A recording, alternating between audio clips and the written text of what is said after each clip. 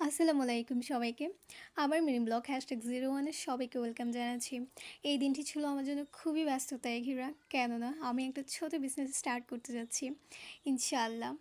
তো ১ম এই আমি চলে গিয়েছিলাম হচ্ছে আমাদের যে মোড় যেখান থেকে আমি বাসে উঠব। এই যে বাসে ওঠার পর প্রতিদিনের কাহিনী একটা ছোট বাচ্চাকে কোলে নিয়ে যেতে হলো কারণ সে স্কুলে যাচ্ছিল আর বাসে জায়গা ছিল না। তারপরে এখানে হচ্ছিল প্রোটেস্ট হচ্ছিল চুয়েটের। এরপরে আমি চলে যাই আড়ং-এ। আড়ং-এ যাওয়ার মূল রিজনটা ছিল আমার ওখানের ড্রেসের প্রাইসগুলো দেখা। মানে ওগুলো অ্যানালাইজ করা যে ওরা কী ধরনের প্রাইস আসলে সার্ভ করতেছে কনজিউমারদেরকে। কিছুদিনের মধ্যেই আমি আমার প্রোডাক্টগুলো যা সিলেক্ট করেছি তা লঞ্চ করবো ইনশাআল্লাহ। সবাই আমার জন্য দোয়া করবেন। আর মার্কেট প্রাইস দেখা শেষে আমার এই ইয়েলো কালার ড্রেসটা খুবই পছন্দ হয়েছিল। এটা খুবই প্রিটি ছিল মাশাআল্লাহ, মাশাআল্লাহ।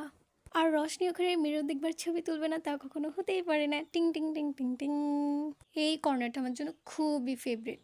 এরপর এখানে ছিল মাটির কিছু জিনিস। আমি ওগুলাও কিছুটা এক্সপ্লোর করলাম। আমি মূলত দেখতে গিয়েছিলাম কাপড়ই। মানে মার্কেট প্রাইসগুলাই এনালাইজ করা ছিল আমার মূল কারণ যাওয়ার। তারপর হচ্ছে যে চা খাবো না তা কি হতে পারে? চলে আসি বিপ্লব উদ্যানে। ওখানে হচ্ছে যে রং চা বিক্রি করছিল একটা আন্টি। খুবই, খুবই মজা ছিল। আমি সবাইকে মানে বলব প্লিজ তোমরা ওখানে যাও, খেয়ে দেখো।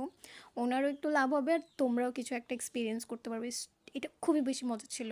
নারকেল দেওয়ার কারণে বেশি মজা হয়েছিল। আমি জানি না আমি এই ১ম রং চাতে নারিকেল খাইছি। তারপর দেখলাম সন্ধ্যা হয়ে গেল, প্রোটেস্টটা তখনও শেষ হয় নাই। এই তো তারপর টিউশনে গেলাম। Bye bye everyone.